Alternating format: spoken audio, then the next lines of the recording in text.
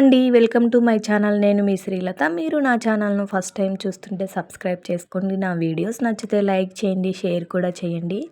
పిల్లలు అస్సలు dry fruits తినరు. అలాగే మనము శనగలతో ఏం చేసి పెట్టినా తినరండి. అసలు శనగలలో ఎంత ప్రోటీన్ ఉంటది తెలుసా?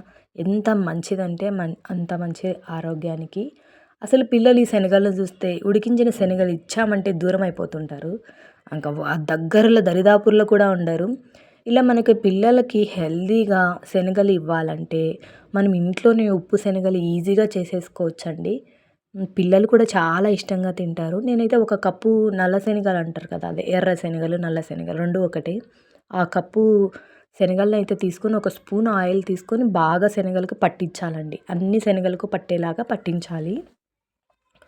అయితే మనం శనగలు ఉడికించాల్సిన అవసరము లేదు, నానబెట్టాల్సిన అవసరం లేదండి. నార్మల్గా మనం డ్రైవి ఉంటాయి కదా శనగలు, ఆ శనగలు తీసుకొని ఆయిల్ అప్లై చేసుకోవాలి. అయితే ఉప్పు శనగలు వేయించుకోవడానికి నేనైతే సాల్ట్ తీసుకున్నానండి. మందపాటి ప్యాన్ తీసుకొని సాల్ట్ని ఒక 5 మినిట్స్ బాగా వేడెక్కేలాగా అటు ఇటు ఫ్రై చేసుకున్నాను. సాల్ట్ అంతా వేడెక్కాక ఇందులోకి ఒక స్పూన్ శనగలు వేసాను. ఎక్కువ వేయకూడదండి, స్పూన్. ఎక్కువ వేస్తే మాడిపోతాయి, అస్సలు ఉప్పు శనగలు రావు.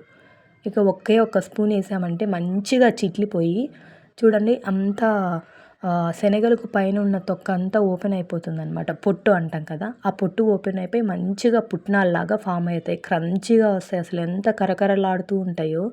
మనం బయట కొన్న వాటికంటే ఇంకా బాగుంటాయండి. ఇక ఇలా అయితే ఒక స్పూన్ వేసుకుంటూ ఈ ఉప్పు శనగలను అయితే వేయించుకోవాలి. అసలు ఎక్కువ టైం తీసుకోదండి. వేసిన 30 సెకండ్స్కి చిట్లిపోతాయి.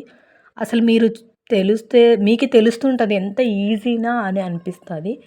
అంత సింపుల్గా ఉప్పు శనగలు అయితే వచ్చేస్తాయండి. ఇక ఇలా అయితే కప్పు శనగలకి మంచిగా ఉప్పు శనగలు అయితే 2 నిమిషాల్లో రెడీ అయిపోయాయండి. ఇక నేను ఎలాగో ఉప్పు శనగలు వేయిస్తున్నాను కదా, ఈ పిల్లలు అసలు డ్రై ఫ్రూట్స్ నార్మల్గా ఇస్తే అస్సలు తినరండి. బాదం కానీ పిస్తా కానీ అసలు అంత ఇష్టాన్ని చూపిస్తారు. అందుకని నేను ఇదే ఉప్పులో డ్రై ఫ్రూట్స్ని కూడా వేయిస్తున్నానండి. డ్రై ఫ్రూట్స్ కూడా మంచిగా వేగిపోయి క్రంచీగా వస్తాయి, బాగా కరకరలాడుతూ మంచి స్మెల్ వస్తుంటాయి. మనం సాల్ట్లో వేయిస్తాం కదా, వీటికి సాల్టీ పడుతుంది. సాల్ట్గా ఉంటాయి, అంటే ఉప్పుగా ఉంటాయి, బాగా ఇష్టంగా తింటారు.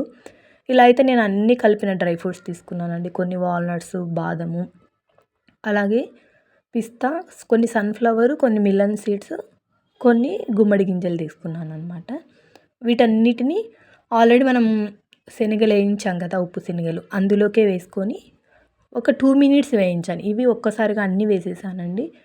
ఇక ఇవేం మనకి చిట్లనక్కర్లేదు కదా, నార్మల్గా వేగితే చాలని చెప్పేసి అన్నీ ఒక్కసారిగా వేసి ఒక 1 to 2 మినిట్స్ వేయించుకుని స్టవ్ ఆఫ్ చేసేసానండి. చూడండి మంచిగా ఇది బాదం కూడా శనగలాగా చిట్లింది.